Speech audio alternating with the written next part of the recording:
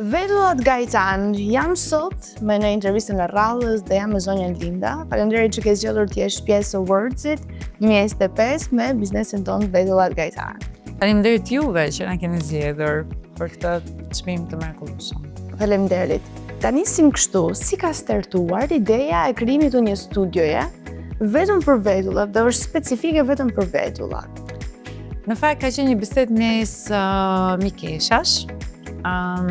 Unë dhe mikesha ime që të sot jemi bashkëpunëtore prej 10 vitesh tashmë në treg, po mendonim për të krijuar një biznes i cili do të ishte i vlefshëm, jo vetëm për zonjat edhe për bukurinë, po do të ishte i vlefshëm për çdo tjetër që do donte ta shihte pjesën estetikës pak më profesionale.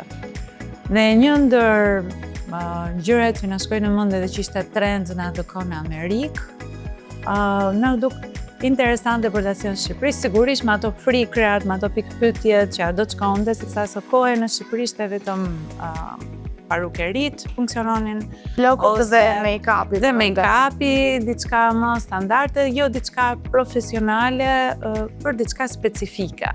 Kështu që ishte diçka.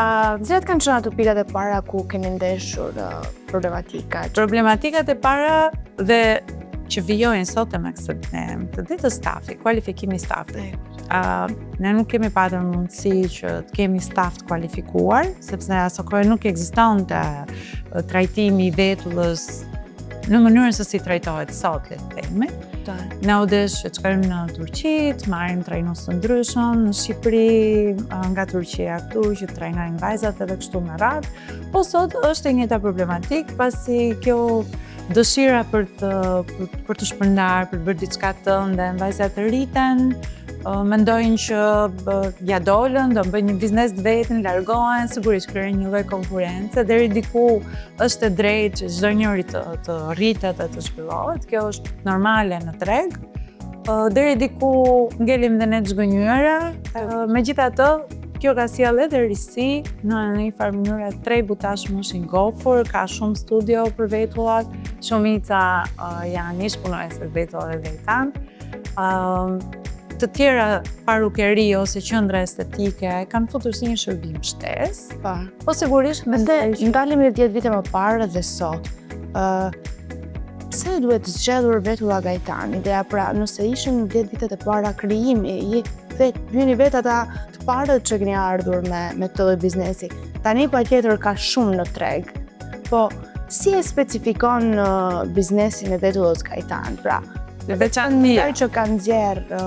Mendoj që kur diçka është e dedikuar, patjetër që edhe për kushtimi, edhe trajtimi dhe njohja që i takon strukturës, së fytyrës, së vetullës, elementeve të tjerë që përbëjnë strukturën, janë pa diskutim më të larta, më të mëdha dhe sigurisht që edhe shërbimi që ofron është më i mirë.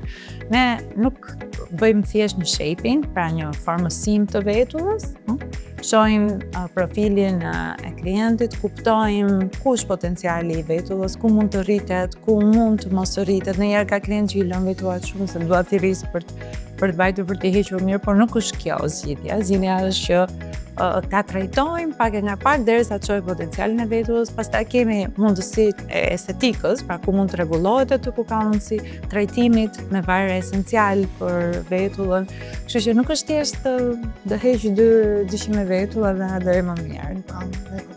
Çfarë mesazhi keni ju për të rinjt, për bizneset, për sipërmarrësit e rinj, për kjo është pak më i thellë se sa për klientët që vinë dhe trajtohen të Vetulla Gajtan, mendoj që patjetër cilësia e asaj që na ofrojnë, besoj që aktualisht vazhdon të jetë ndër më të mirët. Edhe kjo prandaj ka rezistuar kohës dhe shpresojnë vazhdo të rezistojë. Për bizneset e reja dhe për të rinj që i futen kësaj fushë duhet të mendohen pak. Jo çdo eksperiencë që merr është ajo që do të bënde shumë profesionist, do të thellohesh shumë, do të duhen shumë eksperjenca, do të kuptosh përpara se të hapësh një biznes që të jetë i suksesshëm. Se nuk është vetëm klientela, janë edhe një sër kosto shërbimi nga mbrapa. Megjithatë, guximi edhe ambicia personale që nuk do të thotë vetëm të bëj diçka për krijuar disa mundësi ekonomike, po edhe të zhvillohen me aftësitë e duhura që ti qëndroj kohës. Mendoj që kjo është diferenca. Ne të falenderojmë shumë që je pjesë e Awards 2025 dhe shihemi patjetër në finale. Faleminderit juve.